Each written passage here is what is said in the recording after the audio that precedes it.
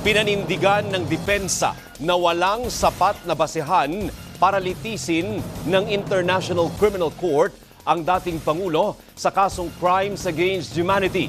Sinagot din ng depensa ang ilang inilahad ng prosekusyon tungkol sa pananagutan ni Duterte sa mga sinasabing pagpatay ng Davao Death Squad at sa drug war ng kanyang administrasyon. Live mula sa headquarters ng ICC sa The Hague, the Netherlands, nagpapatrol, Zen Hernandez. Zen? Alvin, gaya ng ating inaasahan ay uminog yung mga argumento ng depensa ni dating Pangulo sa pagpapatunay na hindi nanggaling sa dating Pangulo yung mga umano'y utos ng pagpatay kaugnay nga ng kanyang war on drugs. Pero kasabay niyan ay kinontra ng depensa yung tinuturing na umano'y common plan ni dating Pangulong Duterte at ang kanyang mga co-perpetrators, pati na yung umano'y atake sa civilian population ng Pilipinas. Matatandaan, Alvin, na noong opening statement pa lang ni Defense Lead Counsel Nicholas Kaufman ay sinabi nito na pinipili lamang ng prosekusyon yung mga inilalabas na pahayag umano ng dating Pangulo na nagpapatunay na ito ang nag-utos ng mga pagpatay. Dahil sila mismo ay may mga nakuha na mga pahayag ng dating Pangulo na umano'y nagsasabi naman na inengganyo lamang nito ang pagpatay kung nasa kumbaga yung kaligtasan ng mga otoridad ay problema. So, kumbaga legal self-defense. Unang sinisi ni Kaufman ang media na pinipili rin lang umano yung mga kontrobersyal na pahayag ng dating Pangulo at hindi tinitignan yung mga mahalagang bahagi ng kanyang mga pahayag o mga statement. Ayon kay Kaufman, 20 speeches yung ipinakitang pruweba o ebidensya ng prosekusyon, pero 35 yung speeches na nakuha ng depensa na nag-e-exonerate kay dating Pangulong Rodrigo Duterte. Isang halimbawa na ibinigay nila, yung sinasabi umano sa isang pahayag na ipinakita ng prosekusyon ng dating Pangulo sa mga pulis na huwag mag-alala sa mga kaso dahil siya ang bahala sa kanila. Ayon sa depensa, sinundan ito umano ng pahayag na kumbaga ay pumatay lamang kung in danger ang kapulisan. Ayon pa kay Kaufman, hindi rin sumusunod si Duterte sa kanyang mga speeches kaya hindi rin maaasahan kumbaga yung mga sinasabi ng Pangulo. Inatake rin ni Kaufman yung mga elemento ng crimes against humanity na prinesenta ng prosekusyon. Una dyan, yung pagiging widespread at systematic ng patayan sa ilalim ng war on drugs. Ayon kay Kaufman, yung count 1 pa lang na 19 na murder sa Davao ay hardly widespread. Yung Laud Quarry din na binanggit kung saan itinambak umano ang mga patay sa Davao, ang tanging source lang umano ay si Senator Laila De Lima noon. Ayon pa kay Kaufman, masyadong nagre-rely, kumbaga ang prosekusyon, sa mga report ng NGO at media. Pero para sa kanya, ito ay insufficient. Habang yung PNP accomplishment reports din na ipinakita ng prosecution, ayon kay Kaufman, ay hindi naman patunay na kumbaga ay may illegal na pinatay doon sa mga kriminal o naging target ng mga operasyon. Sabi ni Kaufman, sa katunayan ay minimal yung bilang ng mga napatay kumpara sa kabuuang bilang ng mga operasyon. Ayon pa kay Kaufman, wala ring attack sa civilian population. Hindi rin umano pinagbantaan, kumbaga, ng war on drugs ang buong populasyon ng Pilipinas kundi a margin of society only. At sa kasong ito ay mga kriminal o pinaghihinalaang kriminal. Para kay Kaufman, sila ay selected randomly.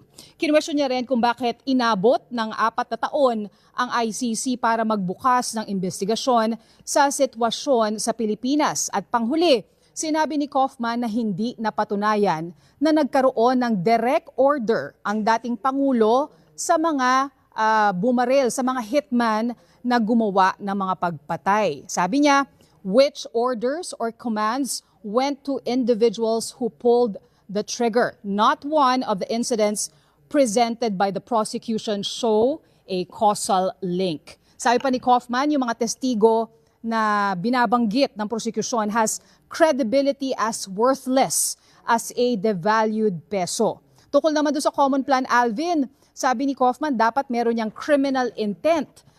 Sa Davao, yung utos umano ni dating Mayor Duterte to neutralize, sabi niya hindi kill, neutralize criminals at armasan ang mga sibilyan ay hindi necessarily illegal. Wala rin umanong pattern to kill at sabi pa niya, irrelevant ang DDS na patunayan na may criminal plan. Sabi pa ni Kaufman, DDS is a complete fiction at isang fantasy gang. Wala rin umanong ebidensya to indicate na yung public statements ng Pangulo ay kumbaga napagkasunduan niya kasama ang kanyang mga co-perpetrators. Pinakahuli, sabi ni Kaufman, yung Oplan double barrel, oo, minodel yan doon sa Davao Police Policy, pero namimili muli ang prosecution umano at hindi sinabi yung bahagi nito na nagsasabi na all operations should strictly observe rights of the accused enshrined in Philippine Constitution, international law, and human rights.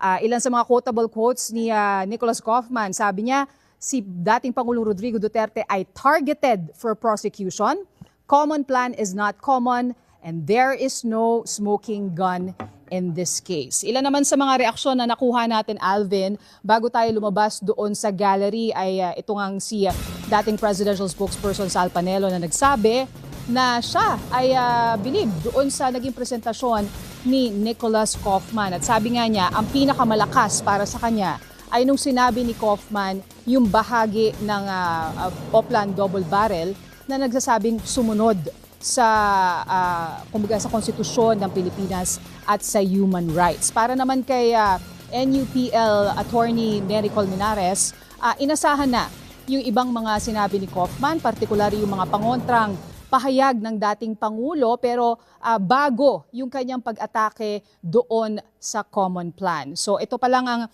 naging diskusyon sa unang session dito sa confirmation of charges hearing, Alvin. Malalaman natin kung may dagdag pang mga ebidensyang ilalahad itong depensa ng dating Pangulo. Balik sa inyo.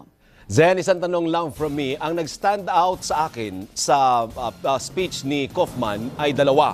Una, sabi niya wala namang direktang utos na sinabi ni Pangulong Rodrigo Duterte na patayin ang mga Pilipino. At ang pangalawa, hindi niya sinabi sa buong Pilipino kung hindi sa mga drug addict lang o yung mga suspected na involved sa criminality. Tanong ko sa iyo, yan ba ay kailangan at this stage of the trial o sa confirmation of charges? Hindi pa yan dahil ang mga bagay na yan ay dapat patunayan doon sa trial proper mismo kung magtutuloy man doon. Zen. Alam mo, Alvin, nakausap nga natin yung mga common legal representatives sa mga biktima at natanong na natin sa kanila yan dahil sinasabi nga na kumbaga may inconsistency, hindi ba?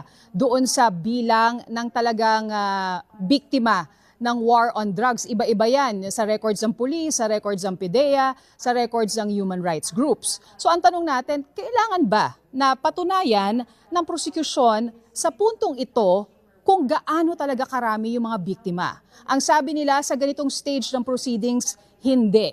Kailangan lamang patunayan na nagkaroon ng pattern, nagkaroon ng sistema, at may specific na mga insidente. Kaya nila tinutukan yung kabuang 79 incidents na kabilang na kumbaga yung mga murder issues at yung mga attempted murder. So yung mga ganyan ka-specific ay hindi pa talaga kasama dito sa confirmation of charges hearing. Pangalawa, Alvin, medyo mainit din, yung depensa doon sa mga umano'y insider witness ng mga taga-prosekusyon. Para sa mga kampo ng biktima, yaan ang magpapatunay na talagang may utos mula sa dating Pangulo. Pero gusto nga ng depensa ilabas yung mga pangalan ng mga ito para siguro ma-question nila yung kredibilidad. Pero yung pag-question ngayon sa kredibilidad ng mga testigo ay hindi pa rin nakapaloob dito sa confirmation of charges hearing. Sa paglilitis yan, pag-uusapan kasi haharap na rin sila sa korte at doon mo pwedeng questionin kumbaga yung kanilang mga statement. So, kumbaga yung ganun kadetalye talagang inaasahan natin sa isang trial. Pero sa ngayon, kumbaga inilatag lang ng prosecution na ito yung meron silang ebidensya, ito yung bilang ng kanilang mga testigo, at ito kumbaga yung kayang patunayan pag pinagsama-sama yung mga sinabi nila at ebidensya. Alvin. Zen, may tanong si Karen sa'yo. Karen?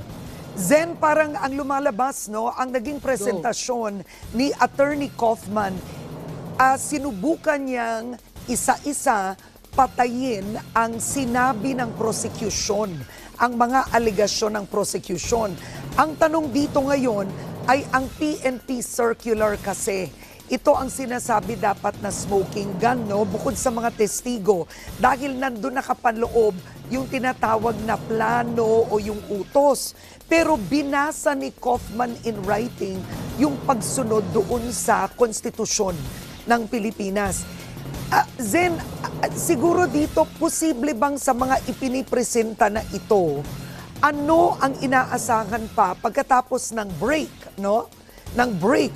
Ano ang ipipresenta pa posible ni Kaufman? Gayong halos na cover na niya yung ipinresenta ng prosecution kahapon. Baka mga detalye na lang, Karen, yung ating inaasahan. Kasi, kumbaga, yung prinesenta niya kanina, parang patikim nung kanyang mga pagkontra doon sa mga punto ng prosecution. Halimbawa, yung sinasabi niya na meron siyang 10 doon sa mga inilabas na, o ipinakita ng prosecution na pahayag ng dating Pangulo na magsasabi o kokontra doon sa teorya nga na dito nang gagaling yung utos. Pero 2 pa lang dyan yung ginawa niyang example. So maya-maya, posibleng dagdagan pa niya yung mga detalye. Although kanina nga, Karen, napansin ko na maaga siyang natapos doon sa kanyang presentasyon. Siya pa yung nagtanong sa korte kung gusto na nilang mag-break agad ang korte, at yun nga yung nangyari. So detalyadong paglalahad ang ating inaasahan maya-maya, Karen, pero alam na natin at least ngayon doon sa unang sesyon yung takbo ng mga argumento ng depensa. Maraming salamat, Zen Hernandez.